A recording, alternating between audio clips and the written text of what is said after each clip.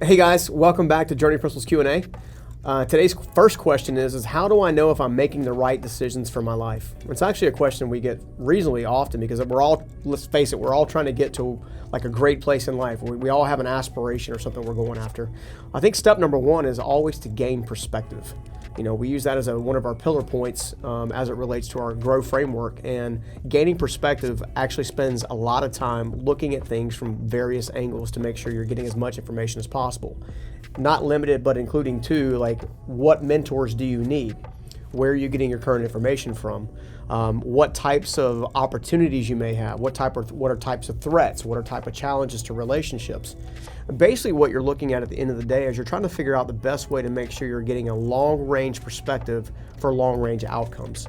And I think if you'll do that really, really well and just spend time gaining perspective, that'll help you a lot of ways. The next thing I would say is make sure you're actually looking at the potential benefits.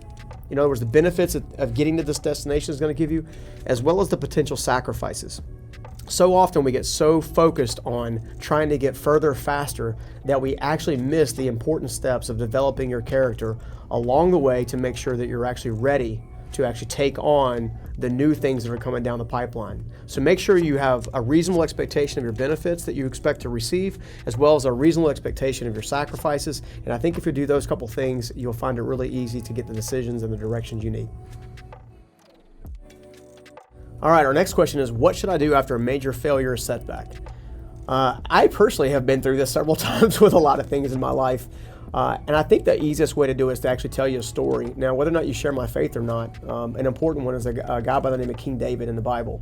Now, King David spent a lot of time killing giants and a few other things, but what we miss oftentimes is that he was also had to basically escape the city. All right, he had to go on the run for a little while, and he had to spend time in the cave. Even though he had been a great warrior and he'd been a great musician and a great partner to the king at the time, unfortunately, due to Saul's basically chasing, he had to run off. And why is that important? I think it teaches us a principle, and that principle is, first thing that I think you need to do after a setback is I think you need to go into a period of assessment.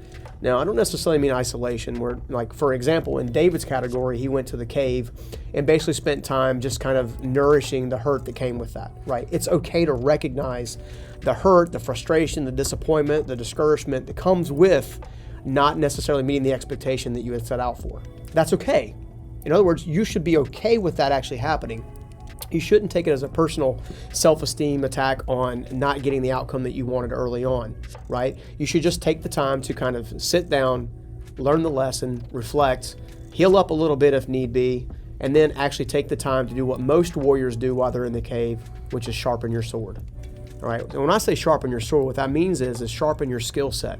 Take the time to actually sharpen your skill set after you figure out what you need to learn. Another thing is I think you need to apply the lessons. You have to apply the lessons that come with that skill sharpening, right?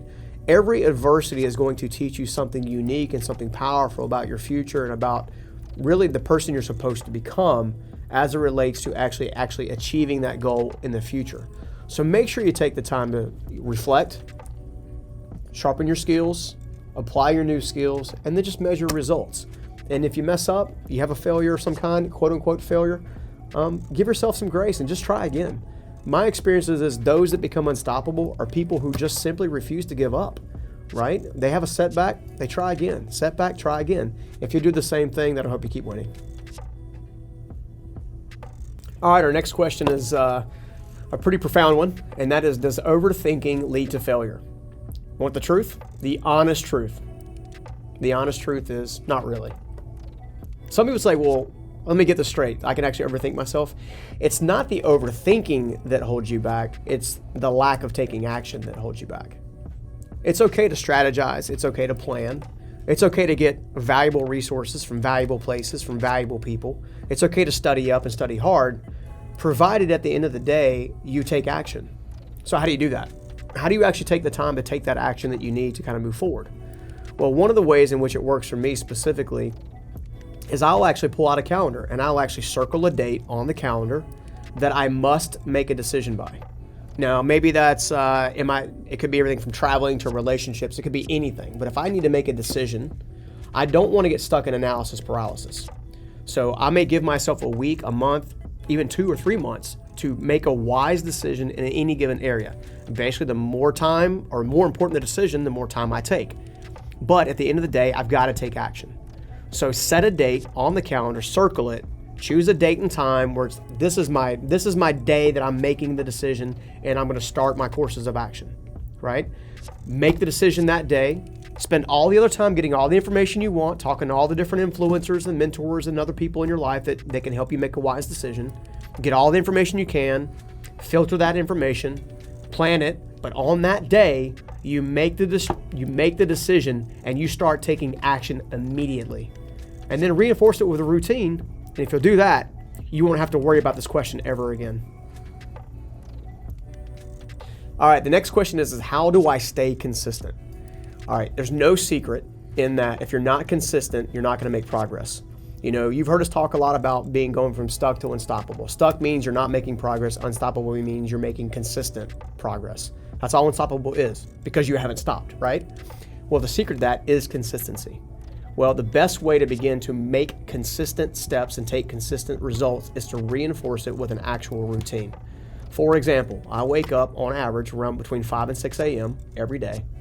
I spend the first 15 or 20 minutes in prayer and meditation, being thankful for everything that's in my life and being thankful for the day, asking, and obviously from my faith, asking God to lead me and direct me. Okay. After that, I put on the gym clothes, and then basically I head to the local gym and/or my house where I have a little Bowflex kind of scenario set up. But ultimately, I'm going to be working out my body while I'm simultaneously carving out information that comes into my mind through YouTube, podcasts, audiobooks, stuff like that. Even recently, one of my most favorite books that I've recently read is actually Built to Serve by Evan Carmichael. It's been an awesome book. And he would agree that consistency is the key and routines get you there. So make sure you're taking the time to do that. Make sure you define your timeline, right? We talked about it on a different question where you got to have a timeline. You got to have a specific point in time you're going to be doing that, where you got to make sure that, yeah, I'm taking action on this day. The other thing I want you to just remember really fast is that in order to stay consistent, you got to give yourself some grace. Far too many times I see people dissuaded by the simple fact that unfortunately they make a mistake, they don't stay on track, so the next day they're like, well, I missed it yesterday, so maybe I shouldn't try again. No, that's not the way it works. If you miss it on day 1, try again on day 2, and then day 3 and day 4. That's being consistent.